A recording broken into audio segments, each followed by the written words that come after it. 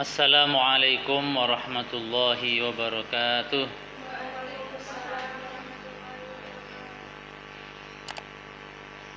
Alhamdulillah wassalatu wassalamu ala Rasulillah wa ala alihi wa sahbihi wa mawala. La haula wa la quwata illa billah, amma ba'd. Pada pertemuan kali ini kita akan bahas dua sub pembahasan, yaitu tentang tabdzir dan bakhil. Kedua-duanya adalah perilaku tercela yang harus kita hindari. Tabdzir diambil dari bahasa Arab badzara yubdziru tabdziran, yang berarti boros atau pemborosan. Di dalam tafsir Departemen Agama diartikan menghambur-hamburkan harta. Sedangkan dalam Kamus Besar Bahasa Indonesia, boros diartikan berlebih-lebihan atau menghambur-hamburkan dalam pemakaian uang ataupun barang. Secara istilah, boros sebagai perbuatan yang dilakukan dengan cara menghambur-hamburkan uang ataupun barang karena kesenangan ataupun kebiasaan. Perbuatan boros merupakan perbuatan setan yang dilarang dalam Islam. Seorang muslim dilarang keras membelanjakan harta secara boros dan dengan cara sesuka hatinya yang akan berakibat pada kesengsaraan baik di dunia maupun di akhirat.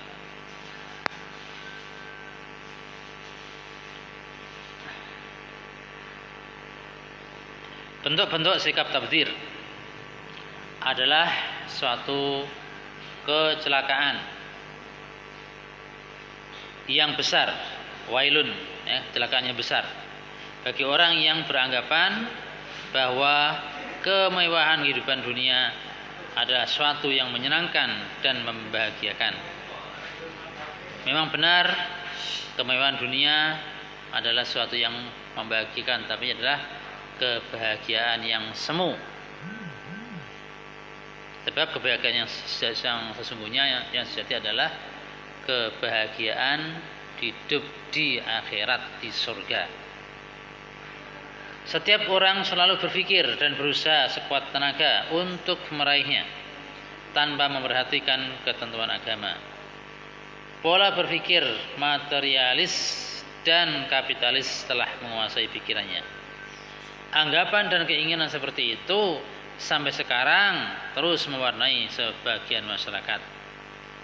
Mereka berkeinginan memiliki harta kekayaan yang melimpah, sekalipun dengan cara yang tidak wajar dan tidak sesuai dengan peraturan negara dan hukum agama.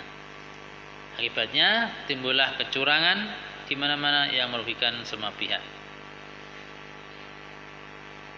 Jika terjadi pola hidup yang demikian, maka menjadi pertanda turunnya azab Allah Subhanahu wa taala. Allah melarang kaum muslimin mencari kekayaan dengan cara yang batil dan juga melarang membelanjakan harta yang dikuasainya dengan cara boros.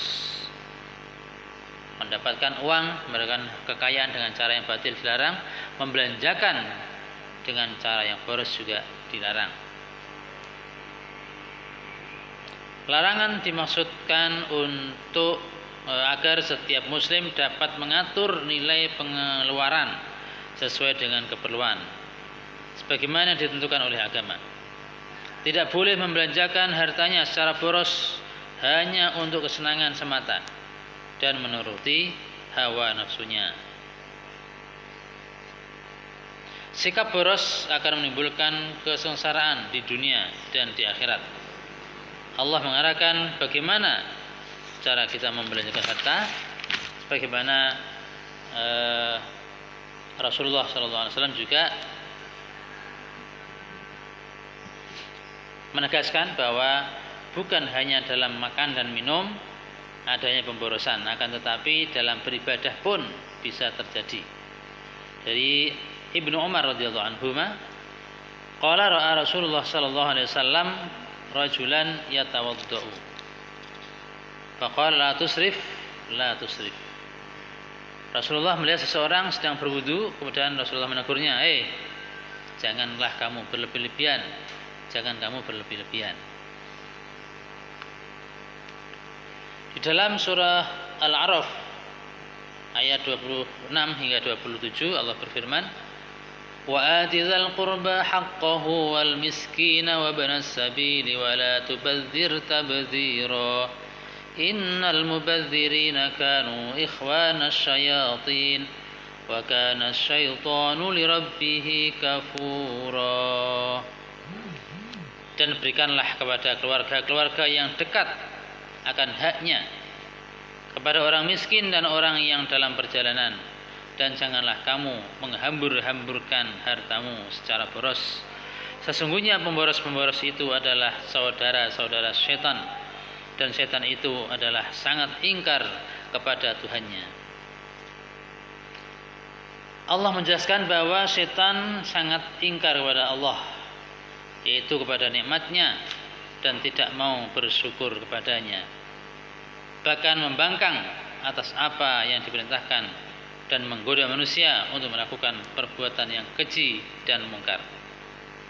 Istilah setan tidak hanya dalam Islam, tetapi juga ada pada agama Yahudi dan Nasrani. Pada tradisi Kristen ada kekuatan yang sangat dahsyat, sedangkan dalam kepercayaan tradisi Israel, setan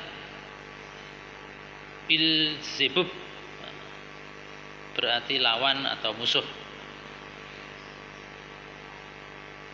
Adapun persamaan setan dengan pemboros adalah sama-sama ingkar terhadap nikmat Allah. Orang yang dilimpahkan harta kekayaan kepadanya, yang kemudian mempergunakan jalan yang diridhoinya dan dengan batas-batas yang diridhoi pula, adalah orang yang pandai menggunakan harta dan mensyukuri nikmat. Adapun pemboros dan tindakan tersebut termasuk mengingkari nikmat Allah. Termasuk boros apabila seseorang yang menggunakan nikmat yang diberikan Allah padanya untuk dihambur-hamburkan. Seperti kebiasaan orang Arab pada masa jahiliyah, mereka gemar menumpuk harta untuk berfoya-foya. Sesuka hati mereka dengan melampiaskan hawa nafsu untuk menuruti bisikan setan yang menyesatkan. Demikian pula orang-orang musyrik menggunakan harta kekayaan untuk memerangi kaum muslimin, menghalangi tersebarnya agama Islam sehingga hidupnya menjadi sengsara. Dalam membelanjakan harta kekayaan tidak boleh boros melebihi kepentingan dan kebutuhan, menyalahi ketentuan agama. Orang-orang yang boros di dalam membelanjakan hartanya dinyatakan oleh Allah sebagai saudara setan. Mereka akan mengalami kesusahan di dunia, mengalami murka Allah di akhirat kelak. Nilai negatif tabdzir. Allah tidak melarang makan atau minum yang lezat.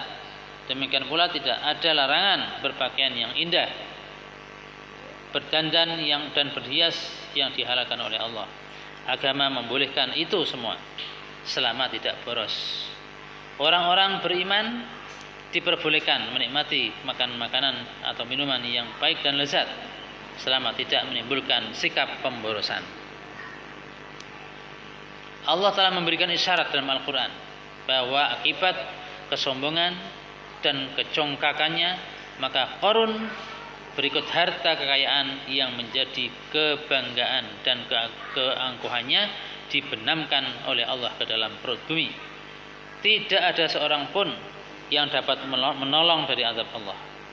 Harta kekayaan yang melimpah ruah, diri ataupun teman, tidak dapat menolong sedikit pun dari azab Allah.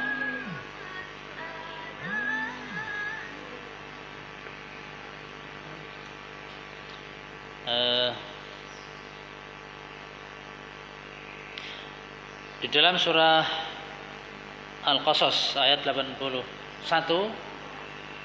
Allah SWT berfirman, wa khasafna bihi wa bidarihi al-ardh fama kana lahu min fi'atin yansurunahu min dunillah wa ma kana minal muntasirin Maka kami benamkan Qarun beserta rumahnya ke dalam bumi.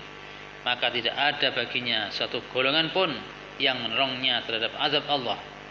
Dan tiadalah ia termasuk orang-orang yang dapat membela dirinya.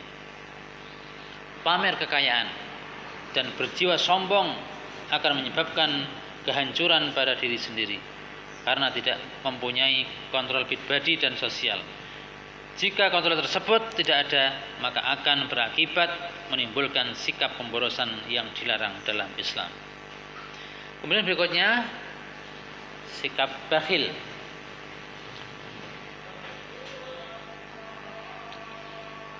Bakhil atau kikir ialah menahan harta yang seharusnya dia keluarkan.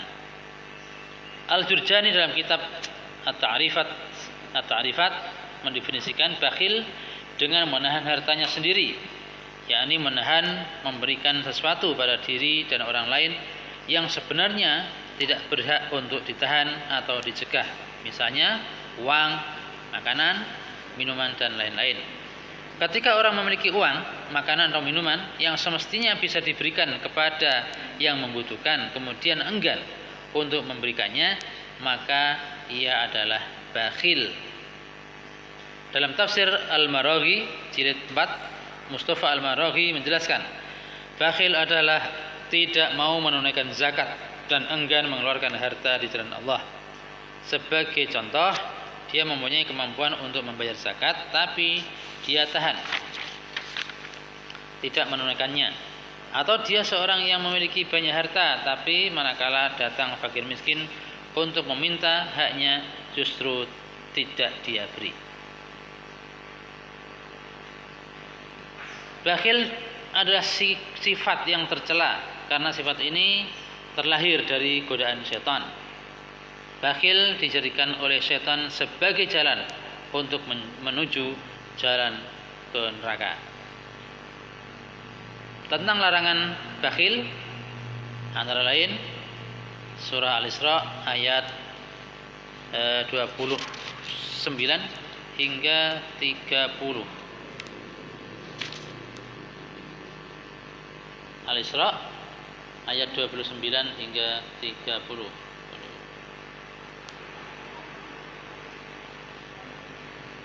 Ya.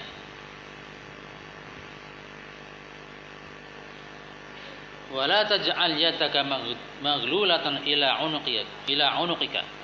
Janganlah kamu jadikan tanganmu terbelenggu ke lehermu. Wala tabsudha kulal basti. Janganlah kamu bentangkan seluas-luasnya. Fataquda maluman mahsura. Sehingga kamu akan duduk tercela dan merugi. Nah, jadi ini artinya ini adalah isyarat untuk apa? Kikir, tidak mau memberi, atau begini pemborosan juga tidak boleh. Memberikan longgar-longgarnya tanpa ada batas.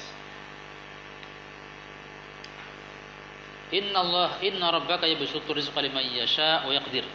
Sungguhnya Tuhanmu membentangkan rezeki, melapangkan rezeki bagi siapa yang dia kehendaki, dan Allah menyempitkannya. Kemudian dalam hadis riwayat An-Nasa'i dari Abu Hurairah radhiyallahu anhu bahwa Rasulullah sallallahu alaihi wasallam bersabda, "Ijtanibus sab'al mubiqat." Jauhilah olehmu 7 hal yang membinasakan. Qila ya Rasulullah, ma hiya? Ditanyakan kepada Rasulullah, ya Rasulullah, apa 7 hal itu? Qala asyirku billah. Yang pertama, syirik, menyekutukan Allah. Yang kedua, asyuhu, pelit atau bakhil. Wa qatlun nafsi allati haramallahu illa bil haqq. Yang ketiga, membunuh seseorang yang diharamkan oleh Allah kecuali dengan hak. Ya, dengan hak bagaimana? Yaitu orang yang membunuh kemudian dihukum mati, dikisos. Atau orang yang sudah menikah berzina dihukum rojam. Ini tidak termasuk yang diharamkan. Wa aklu riba, yang keempat makan riba. Wa aklu malil yatim, kelima makan harta anak yatim. Wa tawalli yamaz zahfi, yang keenam berpaling atau lari dari barisan perang. Waqadful muhsinatil ghafilatil mu'minat. Yang ketujuh, menuduh zina wanita mukminat yang suci. Nah, di sini adalah yang kedua, yaitu syuh. Ada yang membedakan antara al-bakhil dengan syuh, ya, al-bukhl. Dalam bahasa Arab ada al-bukhl, ada asyuh. Kalau bukhl itu pelit. Kalau asyuh lebih pelit daripada bukhl. Biasanya dicontohkan seperti ini. Misalnya sedang melakukan perjalanan bersama dengan temannya, terus mampir ke rumah makan. Ngajak makan dulu ah. Nah, setelah makan dia bayar sendiri, padahal dia yang ngajak makan, nggak mau bayarkan temannya. Ini namanya apa? Bakhil, bukhl. Ya, nah, kalau asyuh itu lebih parah lagi. Dia yang ngajak mampir. Nah, setelah selesai makan dia pura-pura ke kamar mandi dulu ya. Akhirnya yang membayarkan malah temannya. Ini berarti dia lebih pelit daripada bakhil, asyuh. Sangat pelit sekali. Terus ngajak mampir ke rumah makan malah minta dibayarkan pula. Bahaya berlaku bakhil. Yang pertama, mengakibatkan dosa besar. Surah Ali Imran ayat 180. Wala yahsabanna alladzina yabkhaluna bima atahumullahu min fadlihi huwa khairul lahum. Sekali-kali janganlah orang yang bakhil dengan harta yang Allah berikan kepada mereka dengan karunia-Nya menyangka bahwa kebakhilan itu baik bagi mereka. Bal huwa syarrul lahum. Sebenarnya kebakhilan itu adalah buruk bagi mereka. Sayutawaquna ma bakhilu bihi yaumal qiyamah. Harta yang mereka bakhilkan itu akan dikalungkan kelak di lehernya pada hari kiamat.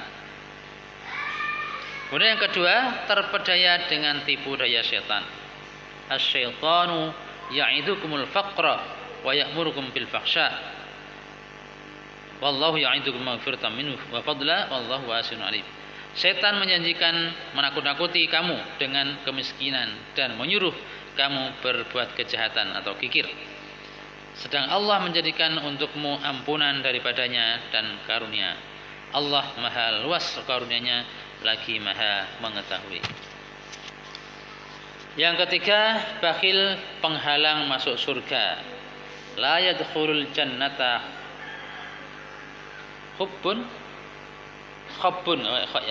wala bakhilun wa sayyul malakah. Tidak akan masuk surga orang yang menipu, orang yang bakhil atau kikir, dan orang-orang yang buruk mengurus miliknya. Waduh, ini maaf, terjemahannya perlu diluruskan ya. Ayatul jannata khabbun wala bakhilun wala sayyul malakah. Tidak masuk surga orang yang menipu, orang yang bakhil, dan orang yang buruk perangainya, buruk sifatnya. Yang keempat, rezeki menjadi sempit. Dari Asma radhiyallahu anha, qala Nabi sallallahu alaihi wasallam, la tuqi fayuka alaiki. La tuqi fayuka alaiki. Di sini yuki ya, yang benar fayuka insyaallah. La tuqi fayuka alaiki. Janganlah kamu bakhil, yang menyebabkan kamu akan dibakhili, akan disempitkan rezekimu. Jadi orang yang bakhil justru malah akan rezekinya akan disempitkan oleh Allah. Maka kalau mau rezekinya dilakukan oleh Allah, kita harus banyak bersedekah. Tidak ada kamusnya orang yang melarat miskin gara-gara sedekah. Yang kelima, sumber malapetaka. Wa amma man bakhila wastaghna wa kadzdzaba bil husna fasanuyassiruhu lil usra wa ma yughni anhu maluhu idza taradda. Adapun orang-orang yang bakhil dan merasa dirinya cukup serta mendustakan pahala terbaik, maka kelak kami akan menyiapkan baginya jalan yang sukar dan hartanya tidak bermanfaat baginya apabila ia telah binasa. Kemudian menghindari perilaku bakhil. Bagaimana caranya? Yang pertama, keyakinan bahwa segala sesuatu itu milik Allah. Kita harus yakin sesuatu milik Allah, bahkan yang kita miliki pun milik Allah, hanya dititipkan kepada kita. Walillahi ma fis samawati wa ma fil ardh wa ila Allahi turja'ul umur. Kepunyaan Allah lah segala yang ada di langit dan di bumi, dan kepada Allah lah dikembalikan segala urusan. Yang kedua, banyak bersyukur atas nikmat Allah. Faman syakara fa innama yashkuru li nafsihi wa man kafara fa inna rabbi ghaniyyun karim. Karena siapa yang bersyukur maka sungguhnya dia bersyukur untuk kebaikan dirinya sendiri, dan barang siapa yang ingkar maka sungguhnya Tuhanku maha kaya lagi maha mulia. Dari Abu Hurairah radhiyallahu anhu, dari Rasulullah sallallahu alaihi wasallam, beliau bersabda, "Ma naqasat shadaqatun min malin." Harta itu tidak menjadi berkurang karena disedekahkan. Atau ma naqasat shadaqatun min malin, sedekah itu tidak mengurangi harta. Wa ma zadallahu 'abdan bi'afwin illa 'izzan. Allah tidak menambah bagi orang yang suka memaafkan melainkan kemuliaan. Fama tawaddu'a ahadun lillahi illa rafa'ahullah. Dan tidaklah seorang merendahkan diri karena Allah melainkan Allah akan meninggikan derajatnya. Ya, di sini ma naqasat shadaqatun min malin, sedekah tidak akan mengurangi harta. Yang ketiga, gemar melakukan kegiatan sosial dengan infak dan sedekah. Ini cara apa tadi? Cara menghindari perilaku bakhil. Yang ketiga, gemar melakukan kegiatan sosial dengan cara infak dan sedekah. Mathalul ladzina yunfiquna amwalahum fi sabilillahi kamathali habbatin ambatat sab'a sanabil fi kulli sumbulatin mi'atu habbah wallahu yudha'ifu liman yasha wallahu wasi'un alim. Perumpamaan nafkah yang dikeluarkan oleh orang-orang yang menafkahkan hartanya di jalan Allah adalah serupa dengan sebutir benih yang menumbuhkan 7 bulir benih gabah, ya. Mi'atu habbah, bahasa Jawanya gabah. Gabah satu ditanam akan menumbuhkan 7 bulir atau 7 tangkai. Pada setiap bulir, setiap tangkai tumbuh 100 biji. Jadi satu butir akan menumbuhkan 700 butir gabah. Itulah perumpamaan orang yang berinfak di jalan Allah. Setiap kita berinfak, Allah akan menggantinya, akan mengganjarnya dengan 700 kali lipat. Dari Adi bin Hatim radhiyallahu anhu, dia mengatakan, saya pernah mendengar Rasulullah sallallahu alaihi wasallam bersabda, "Ittaqun nara walau bisyikki tamratin." Jagalah dirimu dari api neraka walau dengan sedekah separuh biji kurma. Dan yang keempat, memohon perlindungan kepada Allah dari sifat bakhil atau kikir. Sebagaimana dicontohkan oleh Rasulullah, ya, beliau berdoa, Allahumma qini syuhha nafsi waj'alni minal muflihin. Ya Allah, hilangkanlah dariku sifat pelit lagi tamak, dan jadikanlah aku orang-orang yang beruntung. Demikian pertemuan kita pada kali ini, semoga bermanfaat dan semoga Allah menghindarkan kita semua dari sifat apa tadi, pemboros maupun bakhil, dan semoga kita diberi keluasan dari Allah sehingga kita bisa berbagi kepada orang lain dengan cara berinfak dan bersedekah. Kita tutup dengan doa kafaratul majlis dan hamdalah. Subhanakallahumma wa bihamdika asyhadu an la ilaha illa anta astaghfiruka wa atubu ilaik. Walhamdulillahil alamin. Wassalamualaikum warahmatullahi wabarakatuh.